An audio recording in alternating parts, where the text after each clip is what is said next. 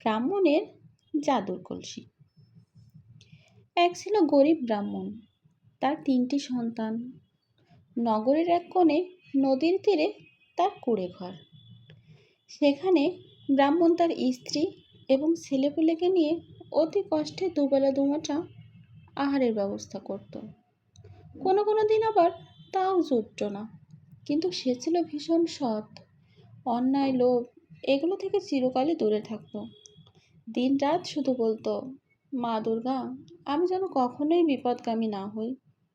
এভাবে কেটে যাচ্ছিল ব্রাহ্মণের অভাবের সংসার। কিন্তু সেবার ব্রাহ্মণের ভীষণ শরীর খারাপ, ভিক্ষে করতে যেতে পারছে না। ফলে অনাহারে ব্রাহ্মণের সন্তানেরা খিদের জ্বালায় চিৎকার করে কাঁদছে। ব্রাহ্মণী গালে হাত দিয়ে চোখের জল ফেলছে। এমন অবস্থায় ব্রাহ্মণ ঘরে থাকতে পারল না। মনের দুঃখে ঘর ছেড়ে গভীর জঙ্গলে চলে এলো। একটা অশ্বত্থ গাছের নিচে বসে আপন মনে মা দুর্গার জপ করতে লাগলো। আর মনে মনে বলতে লাগলো, মা দুর্গা, দুর্গতি নাশিনী, আমি আর তোমার কাছ থেকে কিছুই চাই না মা। শুধু আমার ছেলে মেয়েগুলোকে দুবেলা দুমুঠো খাবার যেন দিতে পারি, সেই ব্যবস্থা করে দাও। ব্রাহ্মণের তপস্যায় স্বর্গলোক কেঁপে উঠল। দেবাদিদেব মহাদেবের তপস্যা ভঙ্গ হয়ে গেল। দিব্য চোখে দেখতে পেল এক দরিদ্র ব্রাহ্মণ দেবী দুর্গাকে আকুল মনে ডাকছে। সঙ্গে সঙ্গে মহাদেব দুর্গাকে ডেকে বলল, কেন তোমায় স্মরণ করছে ওই দরিদ্র ব্রাহ্মণ? দেবী দুর্গা বলল, ওই ব্রাহ্মণ আমার একনিষ্ঠ পূজারী, ওর ভীষণ অভাব। চলুন আমরা মর্তলোকে গিয়ে ওর অভাব দূর করে দেই। মহাদেব আর মা দুর্গা সেই গভীর জঙ্গলে ব্রাহ্মণের সামনে পৌঁছালো। মা দুর্গা বলল, ব্রাহ্মণ, কেন আমায় স্মরণ করেছ? চোখ খুলে পার্বতী এবং দেবাদিদেব মহাদেবকে দেখে ব্রাহ্মণ তাদের পায়ে লুটিয়ে পড়ে কাঁদতে কাঁদতে বলল, আমি বেশি কিছু চাই না, শুধু আমার ছেলে মেয়েদের যেন দুবেলা দুমুঠো খাবারের সংস্থান করতে পারি। মা দুর্গা হেসে বলল, এই হাঁড়িটা তোমার কাছে রেখে দাও। যখন খাবারের প্রয়োজন হবে তখন হাঁড়ি উপর করার সাথে সাথেই ডালমুড়ি পড়বে। এই বলে তারা অদৃশ্য হয়ে গেল। চারদিকে অন্ধকার নেমে এসেছে।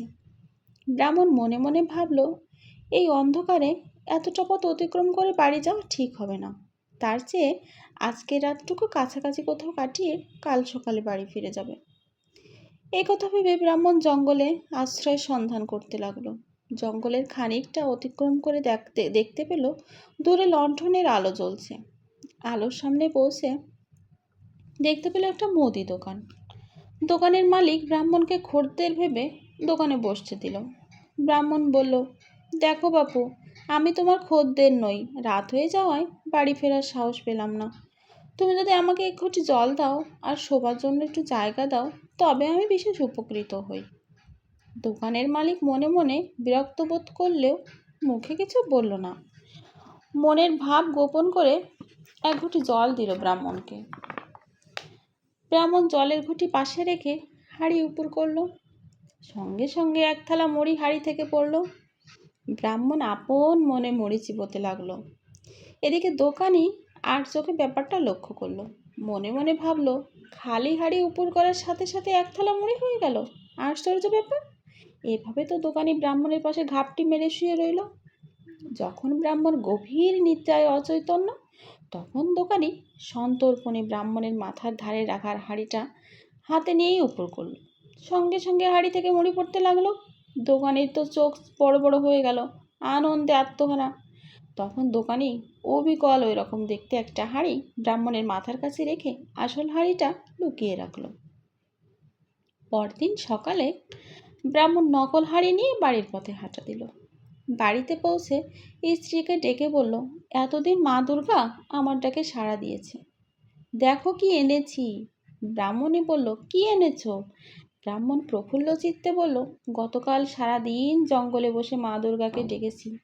দিনের শেষে মা দুর্গা আমার তপস্যায় সন্তুষ্ট হয়ে এই হাঁড়িটা দিয়ে বলল, যখন খাবারের দরকার হবে হাঁড়ি উপর করলেই মুড়ি পড়বে। ব্রাহ্মণী তো আহ্লাদিত হয়ে বলল, তাই নাকি? দেখি হাঁড়িটা উপর করে দেখাও তো। ব্রাহ্মণ সঙ্গে সঙ্গে হাঁড়ি উপর করলো, কিন্তু কিছুই পড়ল না। ব্রাহ্মণ অবাক হয়ে গেল। দুঃখে ক্ষোভে সে আর কোনো কথা বলতে পারল না।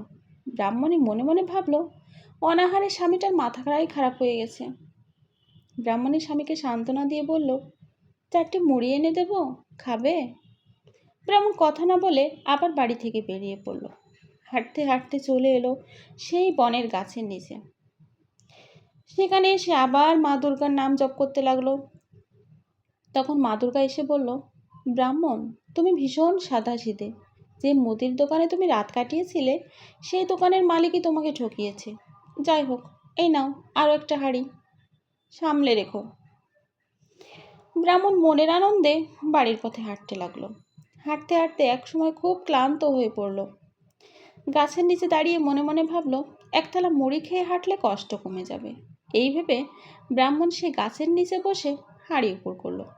সঙ্গে সঙ্গে হাঁড়ি থেকে মুড়ির পরিবর্তে 5টা দৈত্য বেরিয়ে ব্রাহ্মণের সামনে মাথা নত করে বলল, আদেশ করুন প্রভু।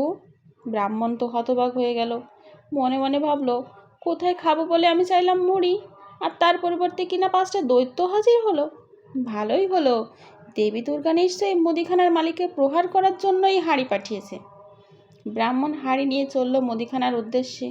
মুদিখানার মালিক ব্রাহ্মণকে দেখতে পেয়ে তো খুশিতে আহ্লাদিত হয়ে গেল।